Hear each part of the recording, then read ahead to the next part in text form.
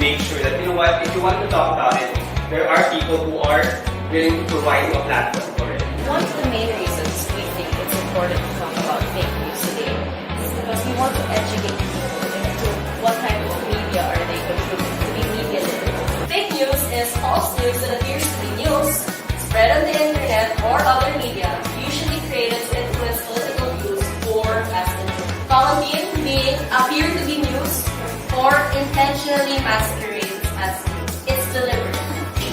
What journalism really is, I think that's we have to go back to the basics to make sure that people really understand what journalism is. In journalism, our primary goal is to inform, and then the methods is the VIA, verification, independence, and accountability. So if one of those three things is missing or more, that is not journalism. Content is king in the newsroom.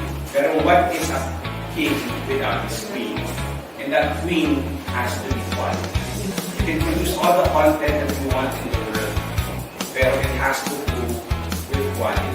Journalism are the stories that we tell, so that we can feel that we are talking to people beyond our sphere and our country. The same power of communication technology produce the problem that I brought you here to try and do something. Break the fake block, fact check, let's do it all. Because our freedom is so important, the First Amendment is a gift to the Filipino people.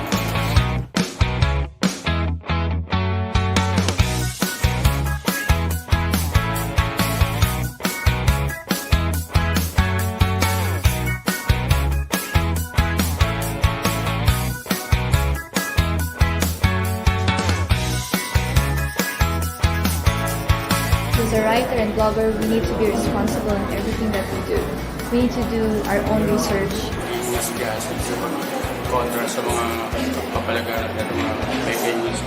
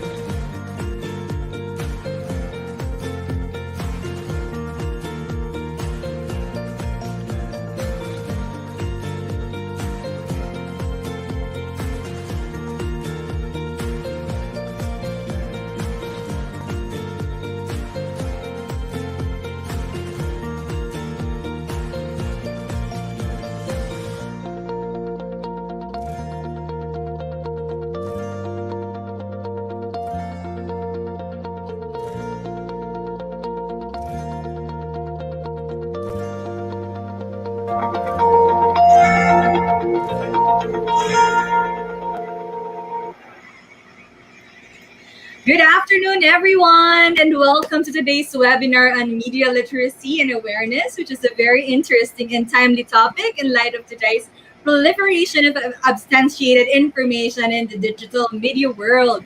We hope everyone's safe after Typhoon Ulysses hit us. We are all praying for you. And once again, we thank you for spending your time with us this afternoon. We guarantee you we will have another insightful and productive webinar with the help of our esteemed speakers. We are also hoping for your keen participation to make this webinar a more engaging one. Hi, Demi! Hi, Joy. Welcome back. This is our second week, and hi everyone. I hope everyone is safe. And as mentioned by Joy, we will be joined today by some of the most respected resource persons in the digital media to share their knowledge about recognizing many pitfalls that threaten the digital media world and how to avoid them by becoming a more knowledgeable curator and consumer of digital media. So again, I am Joy Kritika. And I am Demi, and we will be your moderators for today's session. If you have any questions or clarifications about the webinar, feel free to ask them at our Ask a Question portion near the end of our webinar, and our Q&A portion is also a wonderful opportunity to interact with all of our speakers. If by any chance or technical difficulties you miss some important points, don't worry, because we will give you a link to the recorded video of our webinar right after. So before we start, let's hear a welcome message from the PR and Communications Manager of the Media Civics Lab, Ms. Jara Brillantes. Jara? Hi, Jara! Hello, hello! Hi, I think your mic is on mute, Jara. Okay. All right. Again. All right. So, hi guys again. Hi Demi and Joy, and I hope you guys there in the north are better now. I'm based in Iloilo, so wala no rain, no anything, but we are one with the thoughts and prayers with everyone, and ourselves here in Iloilo would like to run our own campaign to help out with our friends in the north. So, going back with the MCL, on behalf of Gab, so I'm welcoming you all again on our Saturday event.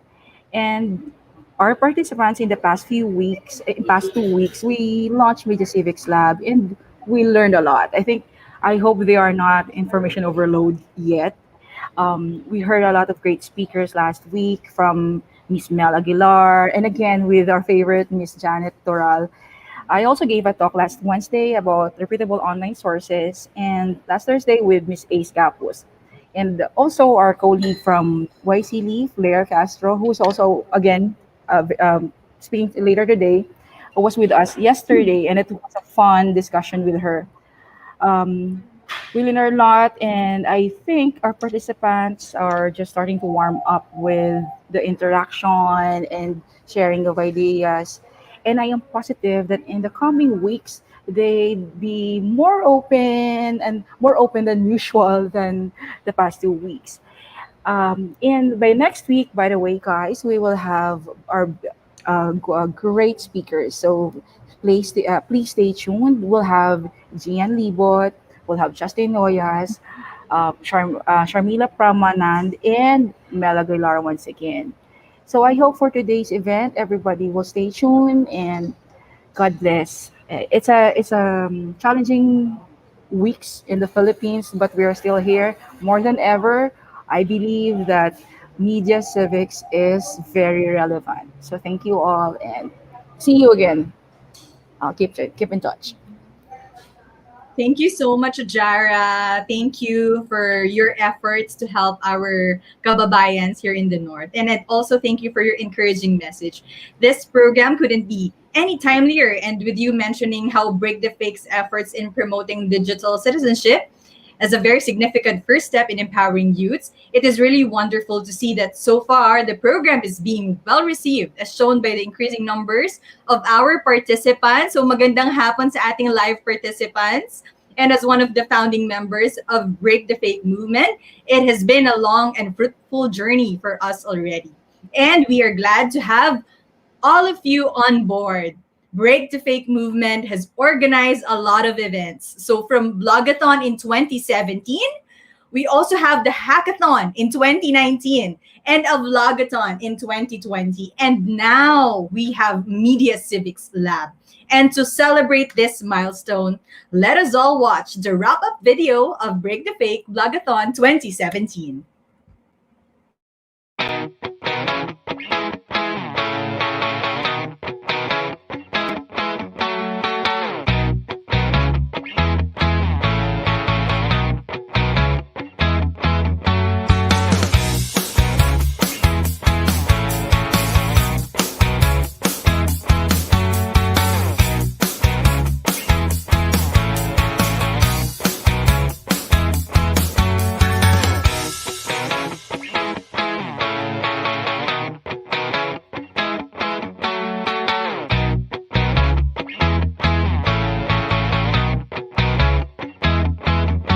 So what we want to do is unify these voices and make sure that, you know what, if you want to talk about it, there are people who are willing to provide you a platform for it. One of the main reasons we think it's important to talk about fake news today is because we want to educate people into what type of media are they consuming to be media literate. Fake news is false news that appears to be news, spread on the internet or other media, usually created to influence political views or messaging.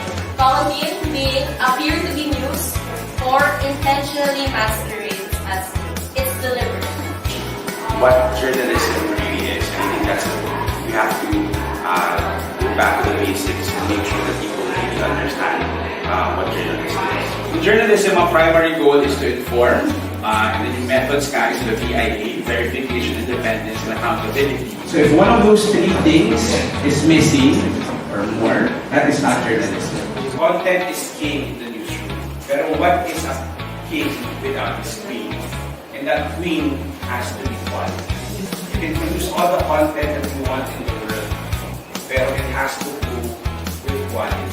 Journalism are the stories that we tell so that we can feel that we are talking to people beyond our sphere and our country. The same power of communication technology produce the problem that I brought you here to try and do something. Break the fake block, fact check, let's do it all. Because our freedom is too important, the First Amendment is a gift to the Filipino people.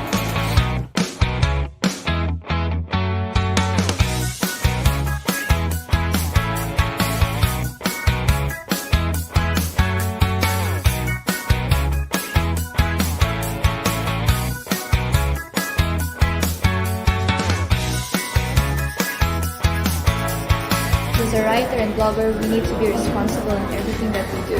We need to do our own research. Mas gasan sa kontra sa mga kapalagaran at mga fake news.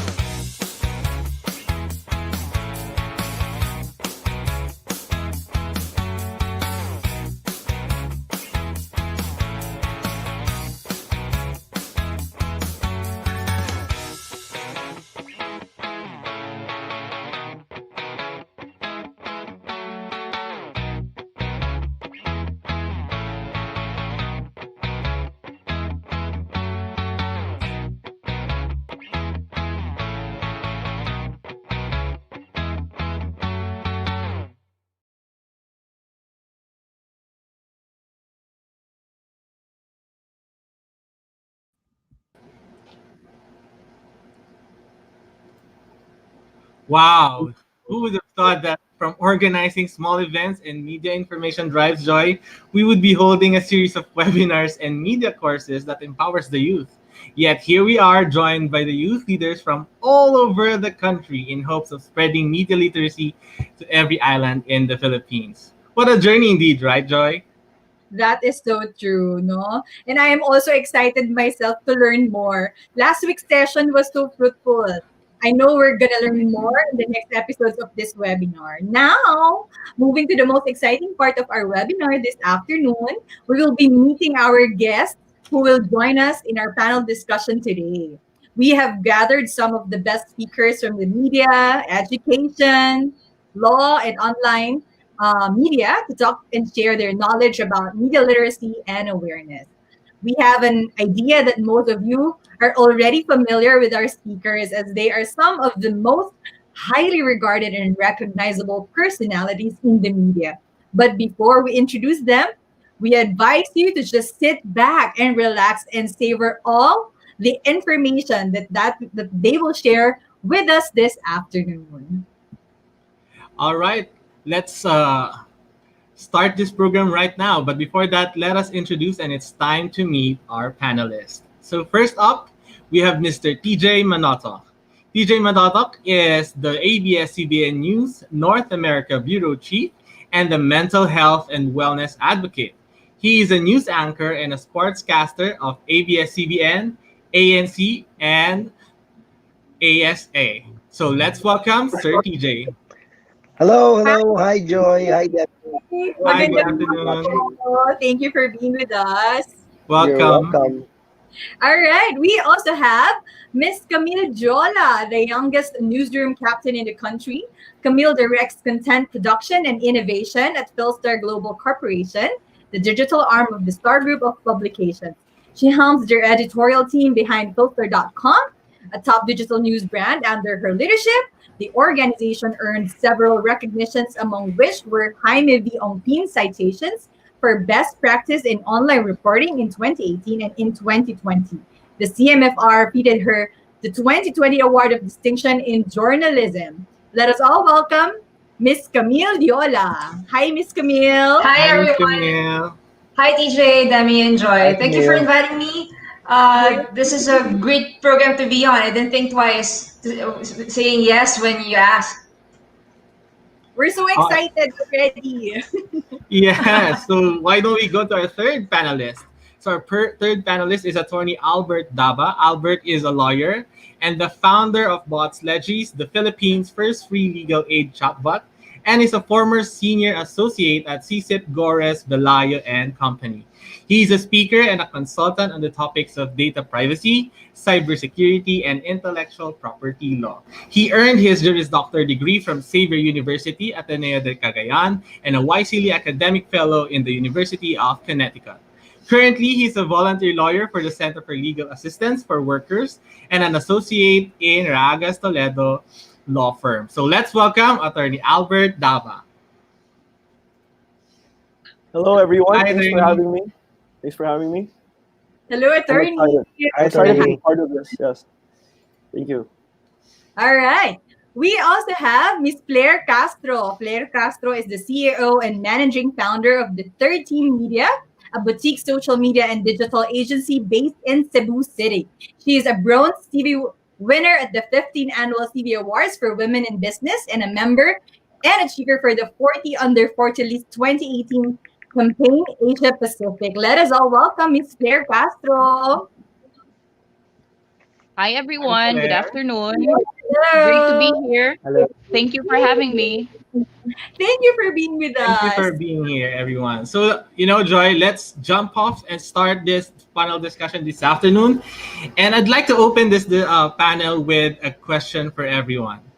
My question is, what does it take to be a media literate and an aware individual? Maybe let's start from how we are arranged on the screen. TJ? Wow. Okay. Big question right away. Well, for me, I like to diversify my sources and my feed. No, there are some people. I guess it comes to the territory being a journalist and being one of the people who lead a newsroom. But you can't.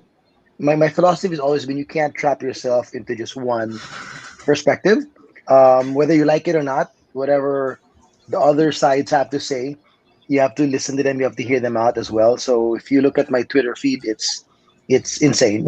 It's like Twitter on steroids, and plus the notifications as well. So I really try not to miss a beat and anything going on. So yeah, it's really more of exposing yourself to many different outlets, many different platforms, many different voices and opinions.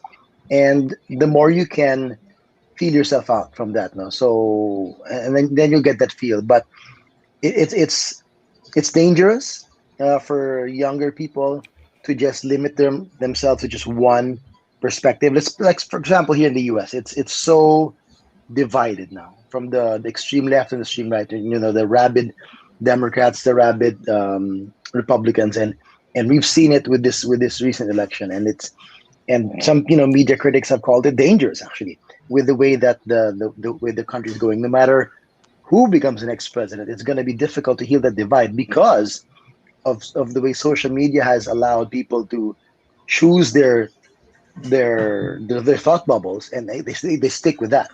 And we know what the algorithms do. The algorithms of Facebook and Instagram and sometimes Twitter as well. They just keep feeding you what you want to hear, so you just end up living in that reality. And whether they feed you real news or fake news, you'll believe it. So that's a danger. So one quick way to solve that on the onset is to really diversify the people and the organizations you follow, whether you like them or not, whether you believe them or not. At least you'll get a wide perspective of what's out there. Thank you very much, DJ. I agree that especially now in the US, now it's really everyone's have their own opinion. Yes, Albert, can you be the next one?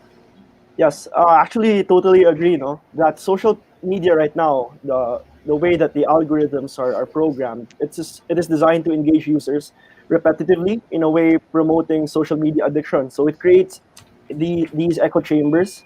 So we only get to hear ideas that we already espouse to begin with. So that really goes a long way to really have different sources of information. And for me personally, to expound more on that, I believe that being media literate means having a more fundamental understanding of the role of media in a greater information ecosystem. The concepts, for example, of free speech, how important it is to keep the government in check. So we need to see it less as a general toolkit which helps us to communicate better or to express ourselves better, but a part of something that we have to use responsibly. No, so that's what it is to be media literate for me. Thank you, Albert. Camille? Yeah, our colleagues here have already said so many things, but I would just like to add that I agree with Albert. He made one point there that I also want to touch on, setting the bar higher for media literacy. I think this is one way is for people to know how the news works, but the other way is also the next step is also to make better decisions from that. So applying critical thinking skills and then also applying civic education, how we get to know the processes of government, institutions, how society works, and then making decisions from them. So choosing our sources well, but then after that, how it translates to our everyday lives, that's what you really I think what should be called a media literate person, that he or she can apply that knowledge or that information, make it functional. Thank you very much. Are we getting Claire? Claire?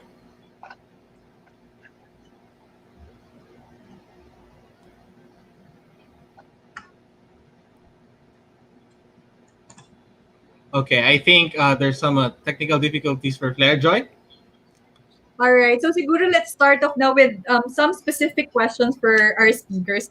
There's a question for Camille and Sir TJ. So given the state of our current media landscape, do you think we are in a better state now than before? Go ahead, Camille. Well, I don't know what you mean by better, but better meaning maybe more diverse, more creative. There are lots of opportunities around with not just technology, but also the platforms, and then how it helps you express yourselves better. And in terms of communication, there's so much experimentation going on. So in that sense, in that level, it is better. But if we're saying, are we in a better state in terms of how people are actually using these tools to better their everyday lives, that is, I think, another conversation that we have to have, because you've raised already a few concerns earlier, and I think those are the things that we can see that in many aspects how this has actually changed so many things that are, in terms of how we should be as individuals, how we interact with others, how we put values in our lives, choosing those values, living up to them. Maybe we are in a worse state, actually. Good point. It depends what you exactly mean by better, and what how you'll define better. Certainly, we're better in terms of reach. Information per se, whether good or bad, is getting out there. It's been able to spread compared to, let's say, 20, 30 years ago. You were just relegated to TV, radio, newspaper, and tabloids. And now with social media, it's so out there, but also it's a double-edged sword. Obviously, it's a danger of anybody can be a spreader of information, whether it's true or not. And also, it's interesting how it's good also that there's discourse, that a lot of things are being discussed. A lot of people are so engaged in political issues, and how the way things are run by the government. But I always go back to a conversation we had in our newsroom about 10 years ago when Maria Ressa was still with us in ABS-CBN, and we were just understanding what social media was and how it would relate to journalism. And one of the rules she always tell us is, before you say something on social media, imagine yourself saying that to somebody in a coffee shop, in line, and people around you can hear you. Parang, can you imagine yourself doing it? Because that's what theoretically it is. That's if you have your real name and your real face there. But nowadays, can you imagine actually standing in Starbucks and you see two people in line fighting over politics? Parang, just because they had a wrong opinion, gago ka, and then they start calling each other names, right? It's mind boggling. I can't imagine that happening in real life, but unfortunately, it happens online when people disagree with political opinions and political affiliations. They just go down the drain and they just start name calling each other, right? And they just lose lack of creativity and argument. But you won't see that in real life. So that's the fascinating bit of how social media has changed discourse as well. It's Some people may argue it's brought out the true colors of some people, or some people just are just different animals on social media. I mean, I won't name names, but there's some politicians out there who are such decent people in real life when you interview them, but they're a total train wreck on social media, and it's just mind-boggling, right? So it's interesting to see how people change when they're just behind a keyboard and they know somebody can't shout at them or physically accost them. So again, going back to Camille said, it's really depends how you define better. But at the end of the day, it's stronger. Definitely, the reach is there, and it's a matter of how we harness that strength and how we use it and why we want to use it. Yes, TJ, I agree. And I remember you mentioning that now that you are in North America, I actually wonder how different is the media landscape, from here in the Philippines when you were here and then there in the North America. It's one thing that's tough with what's going on here is that the current president, and for forever how some of you may see the count that call him the outgoing president Donald Trump, he has successfully painted the media as the enemy to his loyal followers. And you see that when you watch rallies of the Republican Party and President Trump, and they take man on the street interviews and they get perspectives of them, and they literally want to harm, physically harm reporters. It's scary the way he has vilified. It's one thing to say. I think here it's gotten a few notches higher, because all over the world we hear fake news. Sometimes politicians will deny, fake news, so fine, fake news. But it takes you to another level when you call them the enemy of the people. Okay, that's something else. That's something on a different level, really. That puts journalism in such a dangerous space. Wherein, when they're so convinced that these are the enemy of the people and they will never tell you anything true, they're just going to rely on fringe media, which are these up and coming bloggers and bloggers who, of course, they have every right to want to be, journalists and citizen journalists or bloggers or whatnot. But then again, there's no, editorial vetting. There's no, credibility behind all that. And with their political leanings, it's been proven that some of them really run on conspiracy theories and all that. So there's, as they said, it's a danger to democracy once you really, chop the legs of traditional media and take away the respect that people should have for traditional media. So that's what's interesting here. It's with what's happening in Asia and Southeast Asia, there's with some depending on the culture and the forms of government they have, there's that danger that it could escalate to what it has here. And remember, the guy who created Donald Trump, Steve Bannon, his political, creator who ran his campaign. Once he left Donald Trump, he went out of the country. He went to Europe and different parts of the world selling his services. So who knows who could be the next Donald Trump coming out of different parts of the world? Who knows? He may have planted those seeds already. Thanks, TJ. We're already sort of talking about traditional media and new media. I'd like to ask Camille, how do you strike a balance between the traditional media and the new media? Well, that's the thing, though. Balance meaning, I think you're asking that is it because I'm also coming from an organization that has a traditional media brand? Yeah, but here's the thing, though. I've not worked a day in my life in traditional media, so I know how newspapers function a little bit, and an idea of how television newsrooms function. But I've always been in digital space. Having said that, though, I think the kind of balance that we want traditional media and new media to have is to preserve the principles that have governed, or we hope that they are still governing the traditional media. So in terms of journalism, creating news, production, we transported those very principles, accountability, transparency, accuracy, being nonpartisan, to the new media. And not just it's not just about information. It's all about informing people with the purpose that we are actually serving democracy, informing people so they can make better decisions in their lives. So when it comes to that balance, I think it's still those values that we have to preserve and carry on with. And in the new media, it's such a vast landscape. So this also calls for ethics, even not just for the news media, but for the emerging brands, emerging voices, and emerging communicators to stick to those ethics as well, because it will help them. It will also create this environment around them of healthy conversations, people who know how to make good arguments without biting each other, as TJ mentioned earlier. So that's the kind of balance, I think.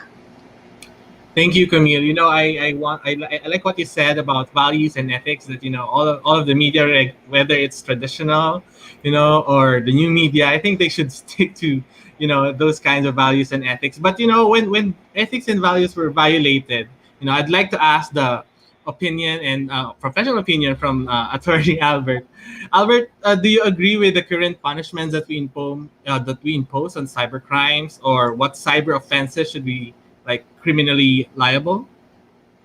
Well, it's not so much the punishment that I am against with. It's actually the way that these crimes are, or these acts are thought or are expressed to be criminalized. No, because for the longest, at least now it's already settled. But for the longest time, we have had this debate as to what constitutes cybercrime. What are the extent of acts, for example, that would constitute cybercrime? At one instance, even it was even expressed that uh, mere liking of a libelous post would already constitute a cyber libel. So good thing that's settled now, that it's not that it won't be it's not an act that is criminalized. No, so I really think that it's not so much the punishment, but more about having a discussion in the country as to how do we see these cyber offenses, as because in a world that is becoming more and more digitalized, we need as well to have a proportionality as to the kind of punishments that we impose and the kind of media landscape that we want to have. Because as we increase the kind of punishments, as we make the laws more strict, it has a trade-off as well with as to how media acts, or as to how people express themselves online. So there's a trade-off, and I really hope that people look more into that discussion, more than whether there is a justness as to a particular punishment. So there. Hello. Yes, thank you. I'd like to have a quick follow up on that, Albert, as well. That, since you were talking about this punishments and cybercrime and all these things, I think it could be best, combated with proper education, media education. So, what do you think? What kind of media education efforts do you know at the moment, or do you think are strengths and weaknesses of it? Okay, so first of all, I really appreciate the Media Civics Lab having this Break the Fake initiative. It's a wonderful way to educate our people about media. And I'd like to take your attention to, well, not one of the mainstream media education projects, but a media education that's done actually by government in grade 12. And I think it's a good way to show as well the efforts of media, no, of media education. So with this grade 12 initiative of government, it does cover the basics as to how as to how kids should learn about media, making them media literate. But again, going back to my previous point, no, on the first question, that it's thought more of as a way to present social media or media as a toolkit instead of teaching them, instead of teaching kids about or people in general about how media functions in a greater landscape, in a greater ecosystem. So I think its strengths is that it covers the basics, making having social media as a toolkit. But its main weakness is that it should go beyond that. It should teach people more about how important media is to free speech, how important media is to keeping government accountable. So there, and I hope that being a project of the government and one of the salient features, no, of that media education program is that the, these kids they submit, and also the teachers they submit their lesson plans and proposals to a government agency, and I think that is a weakness, no, because there's only one arbiter of what media education in that context is. So I think it could have been richer. The program could have been richer if it involved more stakeholders. So there.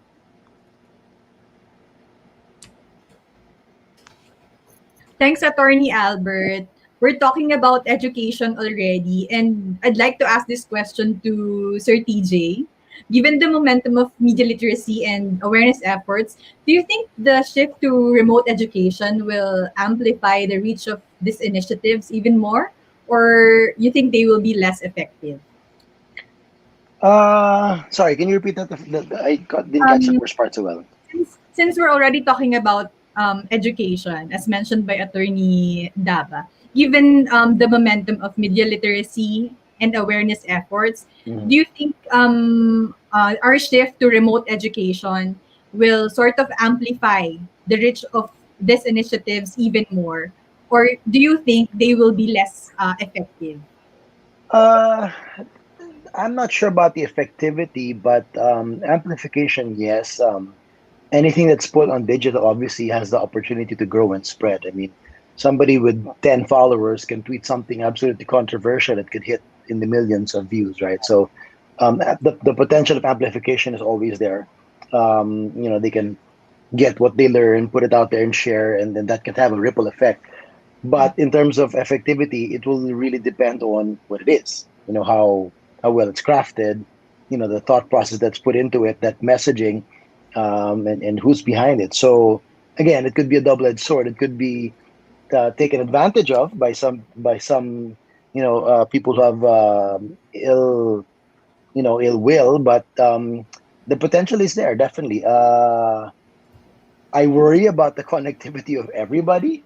If it's all just analog and pen and paper and textbooks, of course, you at least reach all the public schools and public school students. But in terms of the digital infrastructure in the Philippines, that is always a major concern. So, I not unless we get there, like we really have a truly national broadband network, like if 5G is supposed to deliver what it's supposed to deliver, then maybe, you'll have some really good potential to amplify it and to make it more effective as long as that messaging is really well curated and really well thought of. I agree. I mean, especially now we see that with I think the pandemic has forced us to go online and digital, and I think even if we want to, there are certain limitations, like just like what EJ mentioned a while ago, that not everyone has certain connections or even capacities, even up to this day. But being online and even in social media, I wonder, maybe anyone could answer, what components of social media today do you resent, or what do you think we should do about it? Anyone? Hmm. Camille, Albert, EJ? Okay. Yeah, I was actually, this is a question that I posed to a few colleagues who know a lot about the social media landscape and the business model. And I asked them, what's the problem? Can you just point out one that's creating many of these trends, many of this kumbaga scourge, especially those that already are affecting our democracy and how we educate our youth. And they said, one thing that we can actually do something about is the business model of social media giants. The fact that they are not just technology companies anymore, but these are media companies. They also have to be held accountable. I mentioned ethics earlier, and this is important because they have to recognize that they do already have this role, for better or for worse, to admit that they also are media already, and to take on the standards, the values that we've always wanted to distinguish ourselves from other means of communication, being news practitioners, public communicators. So they also have to be aware of that. Now, when it comes to the business model, how this is actually not just incentivizing but encouraging gamification of algorithms for not just political. Of course, that is very, very important. Political propaganda, propaganda in general, but also other things. That this is unregulated in terms of advertising, not just fake, false information about politicians, black propaganda, but also false information about products and services, people, media bullying, etc. So this is actually one large aspect that we can be united about, and fight for. I'll jump on Camille's point, and something I was actually initially thinking of is to redefine and to revolutionize ethical programming. And I remember about 4 years ago, I encountered an article about this ex Google employee who jumped ship and blew the whistle and said, "Okay, I admit it. We were told to create algorithms that make these things addictive." And that's Tristan Harris. And he founded the Center for Humane Technology. And actually, I've been fortunate enough to attend the seminar of his seminar here that he was a part of, and I saw him speak publicly. And he was actually very prominent also in the recent Netflix documentary, The Social Dilemma. If you've seen it, if you haven't seen it, please watch it, so you'll truly understand the inner workings of what social media does to all of us, whether we like it or not. And so that's the challenge that they're doing here in Silicon Valley, that they're trying to make a revolution amongst the young programmers and the young entrepreneurs. Of course, you're going to have to fight the big giants if they can, but if they can convince them to, how should I put this, to infiltrate, the workforce already with programmers and managers who are thinking ethically and thinking long term and thinking big picture, not just the short game profits, as Camille was saying, and understand the power they have and the dangers that it has if it's just they create a monster that's out of control, which some critics of Facebook already are saying that's what Mark Zuckerberg did. He may not have intended all of this. He may not have done the architecture of what's happening now, but with what freedom he gave to publishers and to users and whatnot, it kind of has spiraled out of control, and there's so much danger with it, right? So yeah, that's, if there's any way that can be fixed internally, as opposed to, there's an option of government intervention, there's censorship and all this and that, and then the big task of trying to, what we're doing, to educate the users out there, if we can, right, from the grassroots. It can also come from within, from the roots of it. If they can change how how they're designed and ethically designed, and then just have that mindset of mantra that they need to be good for humanity before they think of making a dollar or two, every click here and there. Attorney Albert. Just to add, no, I really believe that even the question of what is the root of this scourge, these regrettable parts of social media, is even up for debate, because even when we look at how these media companies, social media companies, are built, these are most often listed companies. These are people that always have a view towards profit, and therefore a view towards algorithms and making sure that their advertising would always be something that's effective for the people who engage their services. No, so I really believe that if we are going to intervene, it should be coming from a point of government intervention as well. And some people believe that the current state of government now is incapable of actually implementing or being an arbiter of what is fake or what isn't. But I really believe then that it's not so much of government being the arbiter, but having several news agencies, people who fact check, to be part of a system that will flag certain posts, false posts, no, or particularly false posts, as well false, and to have at least a warning on social media that these posts are false, or for them to be taken down. And I believe that one of the ways that other governments have done this are quite effective. For example, with Angela Merkel's Germany, there was already something passed there that would incentivize, that not just incentivize, but severely punish social media companies if they don't remove false posts within 24 hours. And then I also think that Czech Republic also has something quite similar, um, with how they, with how they police these information reports online. So those things, no.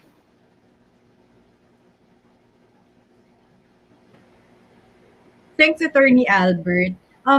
We've been talking about the media ethics already. We're mentioning media ethics a lot already. And so far, nagre-resound siya sa akin. And I would like to ask Camille, what are your non-negotiable social media behaviors? And why should the general public subscribe to such a standard?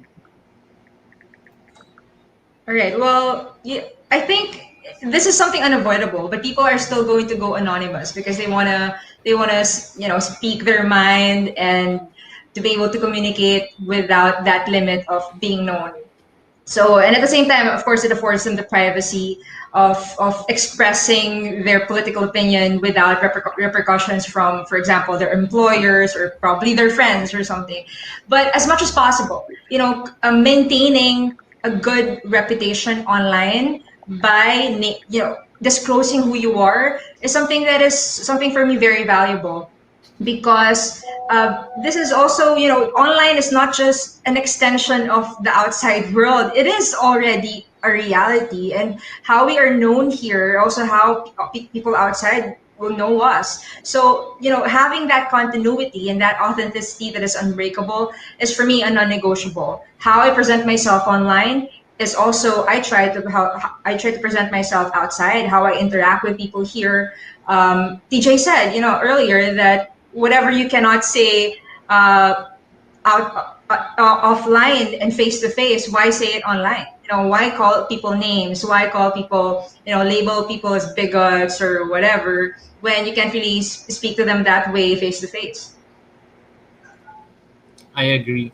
I agree to that thought. Actually, even on my personal, behavior on social media, that if you cannot say really what you're gonna say on social media, why say it online? I mean in person. Why say it online, right? So now we've been talking about online ethics and all those things, but on a serious side of things, I want to actually ask. I'm wondering, how do we actually protect our intellectual property now that everything is being digitized or in a digital world today? Yeah, I'd like to ask maybe Attorney and TJ. Attorney, go ahead. Okay, so first of all, I believe we have to go with the brass tacks now, which is really registration. You have to register your intellectual property. So with trademarks, especially, that's one of the main forms of intellectual property. It's the face of your company, it's your logo. The protection goes for 10 years. And then we have also our patents also goes for, well, the protection is 20 years. But it's not so much those types of intellectual property that needs protection. At the moment, I believe that, well, the one that really needs protection would be our copyright, no? And it's funny because the way that copyrights, well, are protected, number one is that they're actually protected from inception by the law. When we compose something, when we, for example, write a code, that's covered by copyright from the get-go, by copyright law from the get-go. But it's not so much the protection by law that matters. It's actually the ecosystem that it functions in. So when we talk about plagiarism, you know, we have laws. Well, when you plagiarize, you actually infringe someone's right towards that idea, that expression of that idea. However, it's not. Our tools in the Philippines are not enough. For example, we don't have a singular tool to spot plagiarism. For example, we don't have a singular tool for us to be able to make sure that when we key in something, whether it's a lyrics to a song or a particular work, that it's not, it won't be taken as a work of some other person. So it's not so much on the legal side, but it's more on other tools that we should have in the Philippines to be able to protect copyright as an intellectual asset that we lack. I think, well, I don't know much about the legal part of it, but I think just in terms of user generated content, in terms of posting photos and videos, and it's funny how anybody can right now. I know Facebook was trying to do something about this before in terms of video piracy, but it's how anybody can just grab somebody's video on Twitter or on Facebook, or you do a screen recording right now and then just upload it, and all of a sudden that person gets all the hits and the views now. So that's something that I hope the social media giants are seriously taking into consideration. I remember I read up on Facebook, they're looking into that. Obviously YouTube is very strict on that in terms of video piracy, but Facebook isn't as much. But I'm confident somehow that somebody out there is working on artificial intelligence that will aid in finding these things. As Attorney said, there are no tools out there to quickly catch plagiarism, not unless you copy and paste a paragraph and put it on Google and then you find it, right? So maybe somebody has that idea and has that that mission. They feel that they want to help the world in that respect, no, and create programs and software that can really help in that aspect. By the way, just to add, no, because I think that we Yes. are in some sort of like a quandary, like a bind as to what constitutes even, because some types of plagiarism, well, okay, look at it this way. What copyrights actually protect are not the ideas themselves, but the expression of that idea.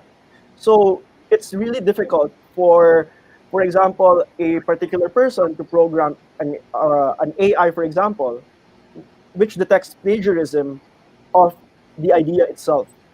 So I hope that something that we can understand, no? Because if what if what it detects is the expression of the idea, how it was said, how it was expressed, the way it rhymes within a song, the way it arranges its words in an essay, for example, then that would be plagiarism.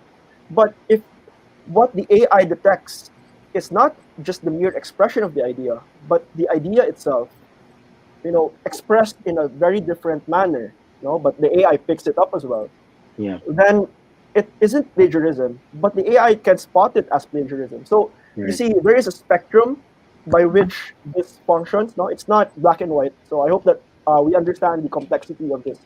Hmm. I agree.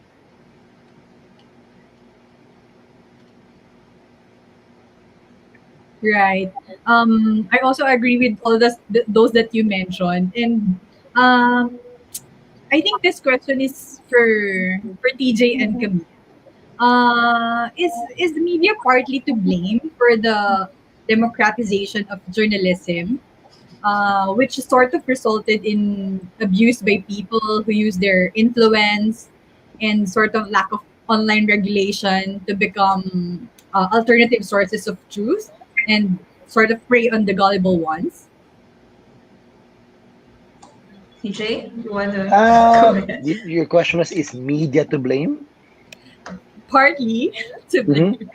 I think more of the blame on social media. But again, to give them the benefit of the doubt, I don't think they really saw it this way, that it would happen this way. I mean, I'm having flashbacks of how when a few of my colleagues of mine in the newsroom in ANC first saw Twitter and we were laughing at it. What's this? How will this ever compete with Facebook? We were like, ha ha ha.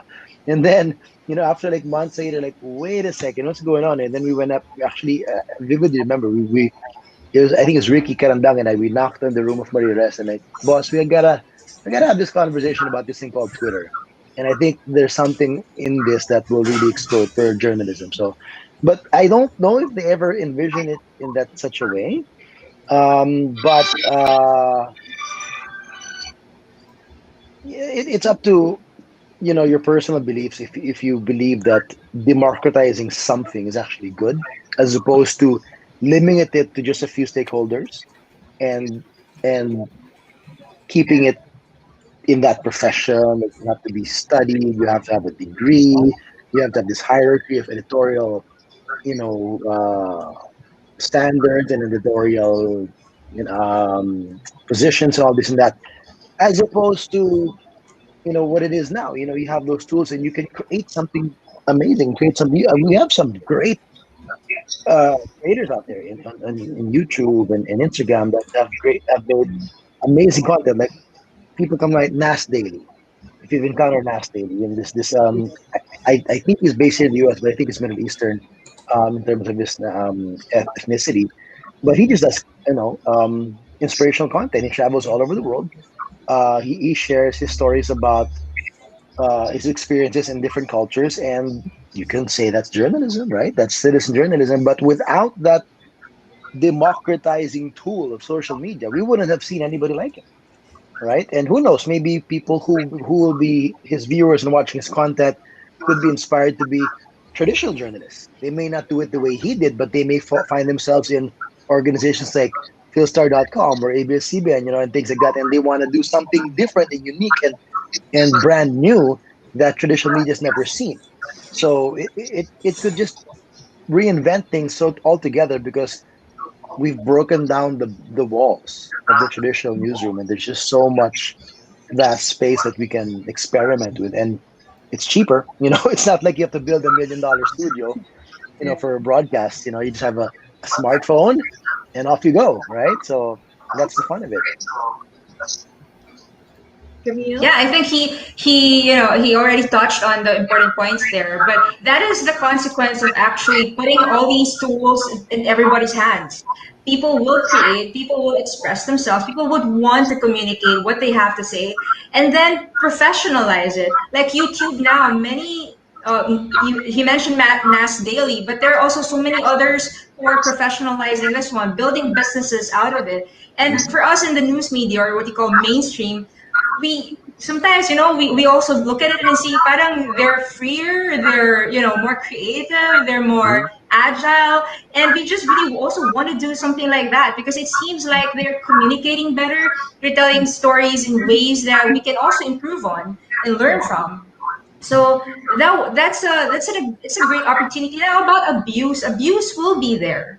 That is the consequence also of creating something, a technology that is this world changing. People are going to use it for evil things, bad things, to kind of attack institutions like we've never seen before.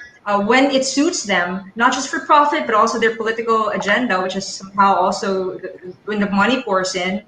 That, for example, the atomic bomb was not invented to kill people, to set islands on fire, and so this is also one of those things. Technology is here. we cannot blame really the structure and the system. We can be thankful for the opportunities it poses, and then now we do something about the other things. The things that are not helpful, the things that are making our societies less livable, our relationships more fraught. I agree, and as part of the journalist and even from the mainstream media, I think there's a growing number of people from the mainstream media are also trying to, maximize and make good use of the social media as well. But I'd like to ask Flair right now. Flair, are you there? Being a Yes, I. social Yes, being a social media practitioner, we wonder, how can we even celebrate social media, or is social media even worth celebrating even today with all that's happening? Yes, actually, that's a wonderful question to ask, especially right now. We're in the middle of a pandemic and we have calamities coming in the country. So, in one word, yes, social media is definitely worth celebrating, and the reasons are the following. So, first is we are a democratic country, and I believe it's something that we don't appreciate as much. We can express our opinions online, we can express our thoughts on social media, and then imagine yourself being in China where you have limited access to these tools and you have limited freedom of speech. So the democratization of conversations is something that we should appreciate in social media, especially here in the Philippines. We are free to express ourselves. That's one. And then the second one, social media is worth celebrating because it enables us to practice our civic duties. So we can see that ever since, the campaigns from the Sendong that happened in Mindanao up until now, the Ulysses, the storm that just came in, we've seen donation drives, we've seen fundraising happening, and then important information campaigns. We saw that during the announcement of the lockdowns for the coronavirus, right? And the third one is it has empowered a lot of businesses, and this is where we come in. Since I'm running a social media agency, and I've seen how it has leveled the playing field. So it's not just big brands who are on social media, but little mom and pop stores, micro entrepreneurs, they are on social media, and it has helped them bond with their customers, with their community, and it has helped them increase their sales. At the end of the day, that's what they need, right? So those are probably great reasons why social media is worth celebrating. Yes, I agree. But Claire, while we have you, I just want to have a follow up with you now. What components? Sure. Since you're already talking about what we can celebrate about having social media, especially at this time. I think there's also the other side of the story where there are things or components of social media that you resent. And what can you? I mean, being a social media practitioner, how do we? What should we do about it? Right, right. And it's interesting because just yesterday I was talking to, as part of the Media Civics Lab, I was assigned to do a training for social media etiquette for the SK leaders, right? And these kids, you would think that they won't be asking really deep questions, but I appreciate how they were able to field thought provoking questions such as how do we educate people about social media etiquette. And I know it's one thing that most of us resent on social media, the toxicity of it all, I think that's one. The second thing that I resent about social media is definitely the lack of privacy. And I know platforms such as Facebook has come to terms with how they should deal with this. Their issues with Cambridge Analytica that was back 2016. I know they're trying their hardest to um, fix this one, and I know you've seen this during the election in the U.S. Right? When you're running ads, sometimes you see your ads being shut down or being stopped because they think, or the AI thinks that it's manipulating information. So that's also the second one, the manipulation of your data. When you are on these platforms, you should think of yourself as the product. Your information on social media is their product. That's what they're selling to advertisers. And as a marketer myself, it's something that I celebrate because, okay, it's easy to target customers, it's easy to help the MSMEs. But, at the end of the day, it's their manipulation that is working against us as users. And also, there's such thing as, I don't know if you guys are familiar, but there's an algorithm in all these platforms. For example, in Facebook, you can't imagine Facebook as just being like a river or a stream wherein what information gets posted, it just flows. It doesn't work that way. There's actually an algorithm where it curates the type of posts that should be shown on your newsfeed. And this one, the manipulation of your newsfeed, it brings about that echo chamber wherein you can choose to block, you can choose to unfollow people or pages or agencies that don't agree with your with your values or your virtues, right? So what happens is that it creates this echo chamber wherein it only validates your own thoughts or your own opinions, right? So it should be that if there's no manipulation of the algorithm, what you can see on your newsfeed would definitely be a mix of different opinions from your friends, right? And I think it's better that way because it makes us more educated on the different sides of the story instead of just validations of our own values.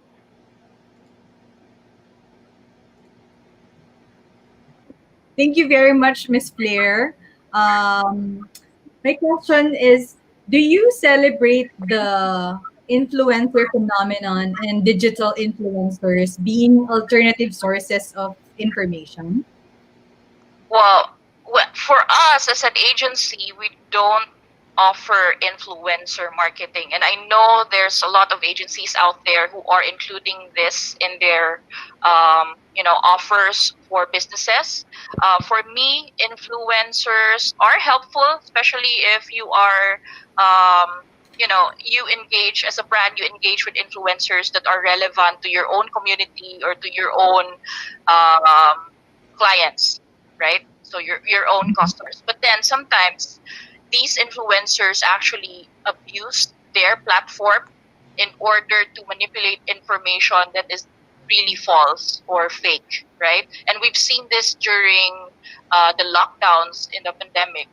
We've seen an influencer tell his um, fans that you should not go out and do mass testing or something like that, right? And I think what we need to do in this case, since influencers are a phenomenon and it's something that we can help having on social media, is to really connect with these influencers and give them the tools or give them the training on how to better use their platform to help other people. I agree, Miss Blair. Thank you very much for holding the line for us. But speaking about influencers and phenomenon, of course, especially at this time, there's a lot of influencers who are making good use of their influence in social media. I'd like to ask Attorney Right. Albert, on the other side of things, should we hold influencers as well? I mean, accountable against any certain ethical standards and even some violations? Okay, so well, I'd like to first start off though with saying that there are already existing laws that would prevent the most vile or the most obviously um, unethical of acts. For example, if you use your influence to attack a certain person, you can be liable for cyber libel. No, if you especially if you do it online. And then also if you also use your influence not just for attacking a particular person but also for denigrating, for example, a business, no, falsely, that can also be a ground, no, especially so when there's obviously malice in what you do. That's why with our legal chatbot project, we have a libel feature there, which helps people just by interacting with the chatbot to determine if what they actually have said is libelous. And yeah, it goes with that, no. So going back to the question, I've answered as to how it prevents the most unethical of acts. there are other things that these influencers are known to do. For example, they might, for example, as for instance, lang, I haven't known if someone actually did this, but for example, if there was an influencer who used his or her platform to enable some kind of scheme towards a donation into an account that goes into his own pockets, no, that person can also be liable for the crime, for a lot of for crimes like estafa, for example, when there's an abuse of when there's a breach of someone's trust and confidence, no. So the law already takes care about most of these things. It's just that I don't think that we detect it as fast as we should in the Philippines. No, um, most of the scams, they go on for some time before people spot that they're actually scams. We've known for many of these pyramiding scams in the past. No, it takes quite a while before they surface and the government chases after them. So I really believe that more can be done in terms of spotting these behaviors. And for unethical behaviors of influencers, it's sad that we don't hold them to the same ethical standards as we do with journalists. It's regrettable. But I also believe that it comes with the territory as well by which they function in. They don't have as wide a reach as they should be. And they don't have as wide a reach as journalists. And even when they do have a lot of followers, no, it also functions sometimes as a check and balance mechanism. We've seen many influencers also getting bashed or attacked for even saying something that isn't necessarily harmful, but something probably just stupid online. They make a stupid comment and then it returns back to them. So it does get to a point where the law doesn't really need to be there to regulate, but the system itself checks in on them. So that's good, but more should be done in terms of especially detecting scams online by people who abuse their platform. Yes. Thanks, Attorney Albert.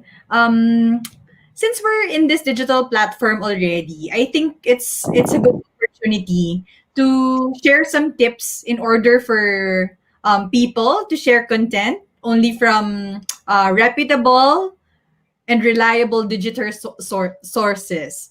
Any tips for our viewers, Camille? Well, I think that's it now.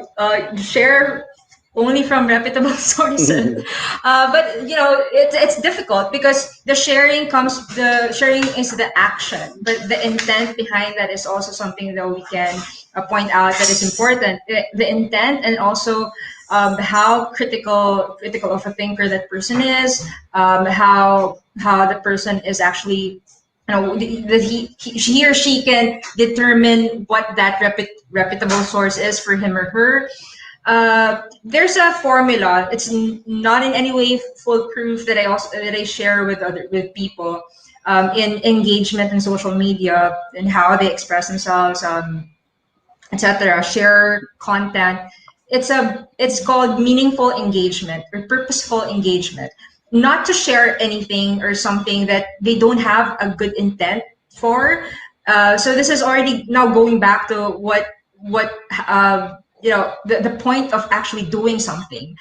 So that is already checking ourselves. What is my purpose here? If I'm going to for example, share my points of view or how I'm feeling at this moment, or going to rant against my boss, what is my purpose and how will it affect other people?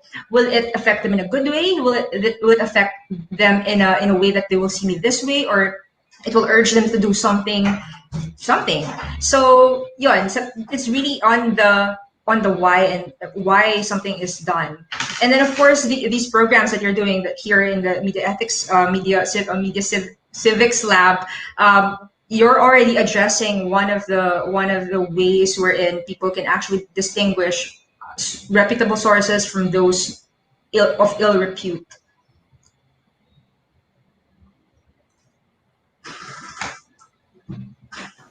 Thank you, Camille. I think I wanted to ask TJ this at this time. Being a journalist yourself, how do you think journalists like you can become an ambassador of media literacy education? Well, Saying yes to forums like this. That starts with what? Um, Set the example. Really, lead by example. If you have any opportunity to speak to the younger generation who wants to follow in your footsteps or go in a similar direction, be open and don't be. I've never been selfish of what I've learned. I've always loved to pass it on. Unfortunately, there are people in this industry who were not like that before. They're very territorial. They don't want to teach the younger bucks how to do it because they don't want to get overtaken and things like that. I mean, you can argue it's human nature as well, but or ego. But I guess as human beings, it's just my personal philosophy. The only way you can be better as a human is you improve people around you too. So, but live by example and just to be as consistent as you can.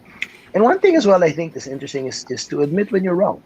I mean, there's some people on social media when they're wrong, they'll just delete the tweet and like it never existed. But I've seen some people who will admit it and say, "I'm sorry." They'll take a screenshot of it. I was wrong. I said this. I was quick to judge, but I'll delete the tweet. But this is the receipt. At least you saw that I admit it's wrong, rather than letting that tweet exist and it can spread misinformation. But at least there's a caveat to it. So things like that. I mean, there's many ways that established journalists can really have that effect. But I guess it starts with understanding they have a strong impact beyond spreading the news. They have an impact as arguably influencers as well, in a way, no? The way nowadays how some journalists are looked up to as media personalities as compared to before. It never used to be that way. It only was really the news anchors, on primetime news. But now anybody who has a respectable following in social media could be an influencer already and really look up to. So, um, like what Spider-Man always says, right? With great power comes great responsibility. You have this. There's so much responsibility. You'll never know how far your reach can be. So I think that Spider-Man quote should be on every phone when they open up social media. Like, okay, before you post that. And by the way, shout out to Twitter. I'm sure you've seen recently they changed the way you retweet, right? You can't just retweet anymore. If you're retweeting an article, it will kind of ask you, you might want to read this. But you still can retweet it as such if you want to skip that. But at least it challenges you to read to read more than the headline. So they're trying, but I hope it improves. Thanks, TJ. Joy? Thanks, guys. I'm really enjoying this conversation, and I'm sure a lot of Filipino youth are watching. So, this question is for everyone. How can the Filipino youth be more actively involved in promoting media literacy and awareness among their families, constituents, peers? Maybe we can start off with Attorney Albert.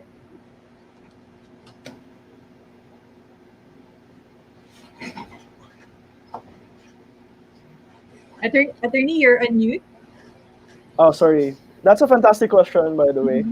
So to answer that, I really believe that we need to, well, first realize that there's a media ecosystem now. We don't just function for ourselves or express things out of our mind just to, well, convince our friends, but these things, they can actually leak out of our own groups, no? So we need to have a sense of responsibility first. And next is that for them to promote media education, it is, I think, more than enough that they actually engage in responsible social media behavior. Because the net effect of that is that if if more people have or use social media responsibly, have a certain sense of ethics with what they post, that's also the same kind of behavior that they demand of influencers, that which they demand of people of greater influence, no? And so they would be the ones then, by their comments on these influencers, they're also the ones who actually provide the check and balance mechanism which corrects negative behavior of certain individuals online. So those two things lang, recognizing your own effect in the social media ecosystem, that you can actually contribute a lot, therefore you should be mindful.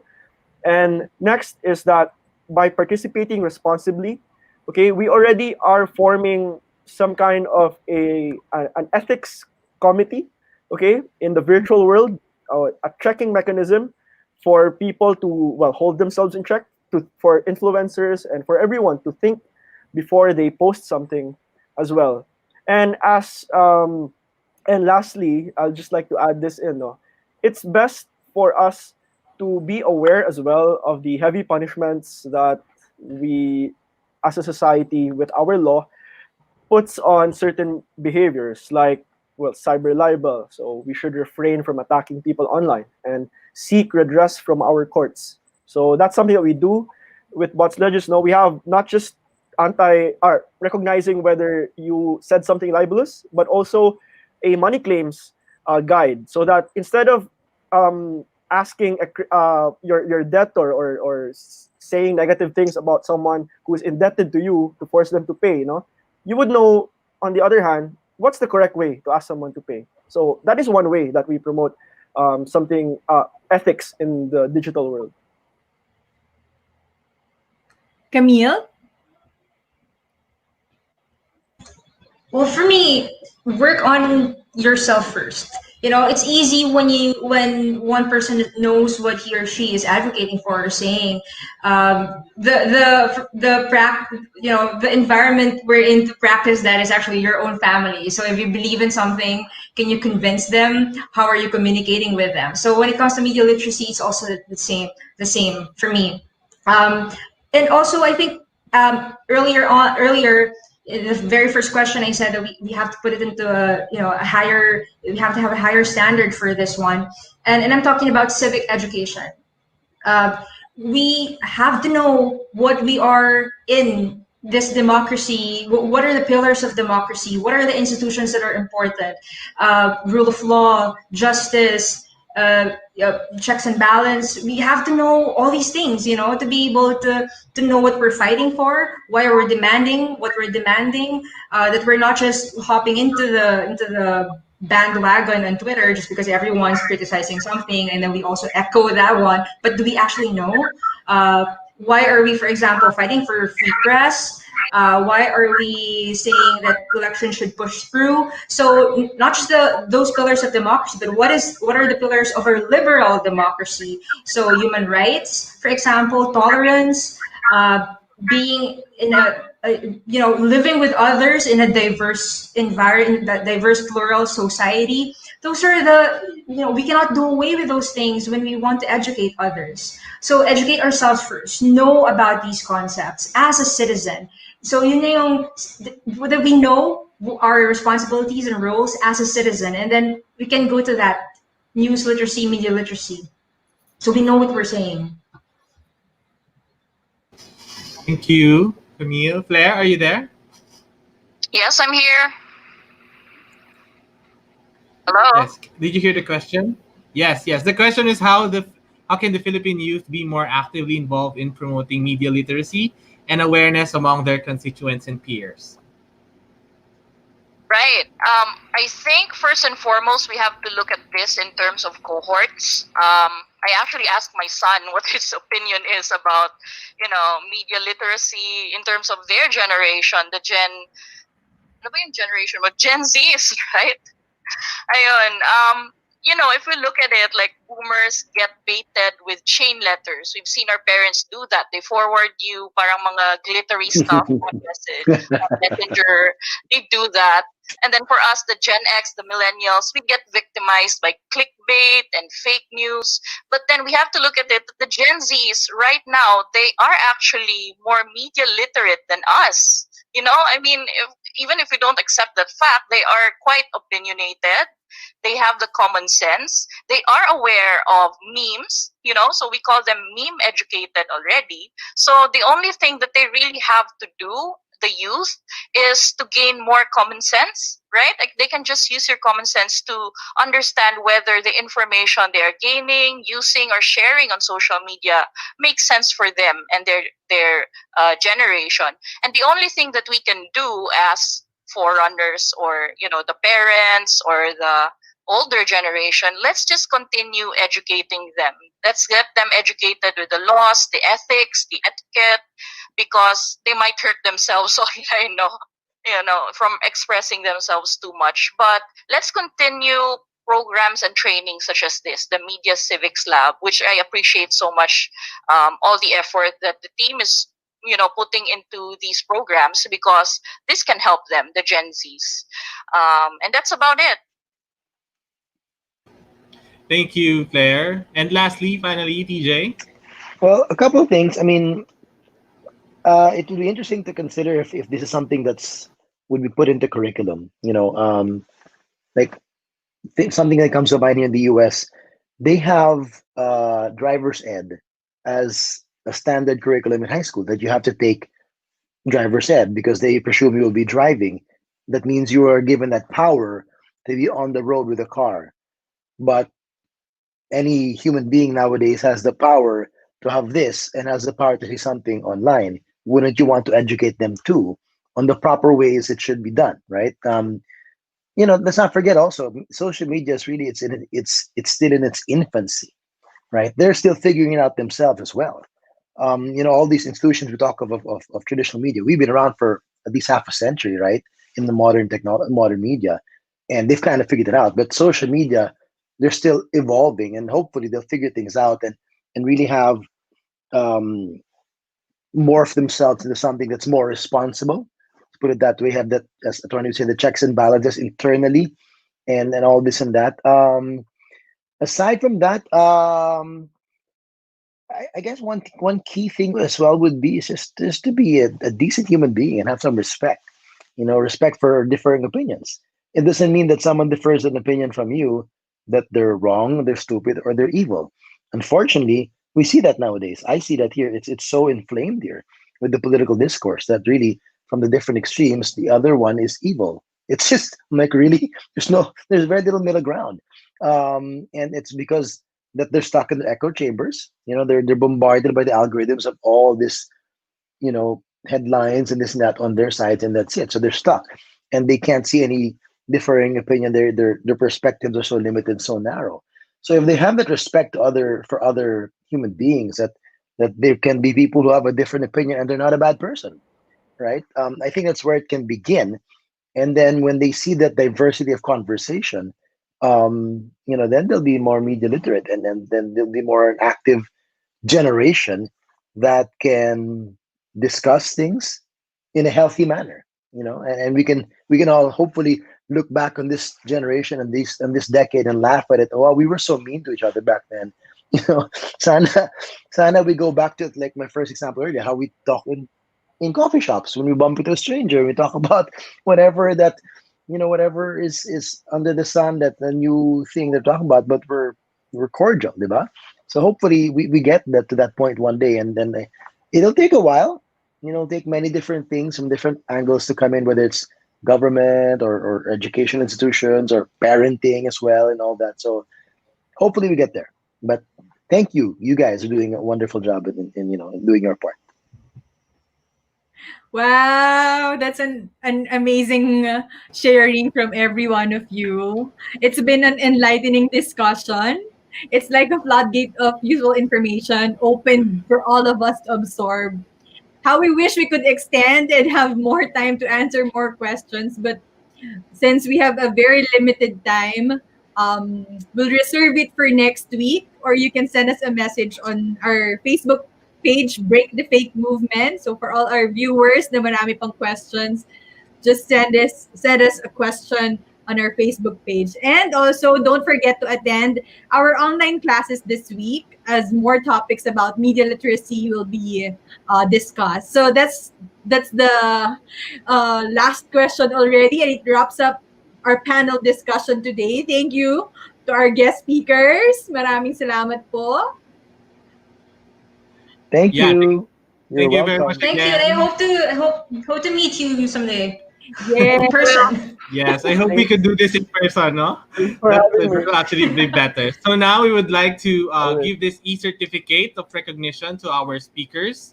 Let me read. Break the Fake Movement would like to present the certificate of recognition to a speaker of the webinar on media literacy and awareness of Media Civics Lab given this 14th of November 2020, signed by Gabriel Billones Jr., our chief organizer of the Break the Fake movement. And I'd like to virtually present them. So here's our e-certificate for Sir TJ, Yay! Thank you. Thank for you, Sir attorney, thank you, TJ. Sir TJ, for attorney Daba, Thank you. Thank you so much. Thank you very much, attorney. for Miss Blair, and Miss Thank you Camille. So very thank you much. very much for virtually Maraming being with salamat us. po. Thank And you. to give us the closing remarks and to further inspire our SK youth for the remaining days of the month-long training, we would like to welcome Mr. Gab Billones, the chief organizer of Break the Fake movement. Hi, Gab.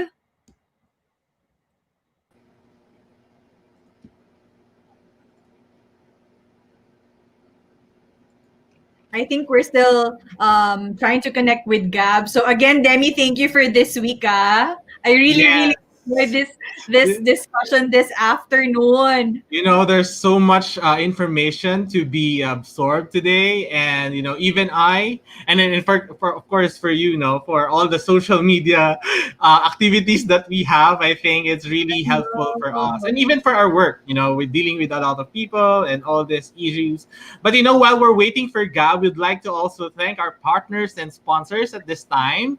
Let me read: United States Embassy in the Philippines, Loop Digital Solutions, Machine Ventures, and My Kuya in Your Helping Hand on Demand, National Movement of Young Legislators, and Out of the Box Media Literacy Initiative, Tayo Foundation, 2030 Youth Force of the Philippines, and the Center for Media Freedom and Responsibility.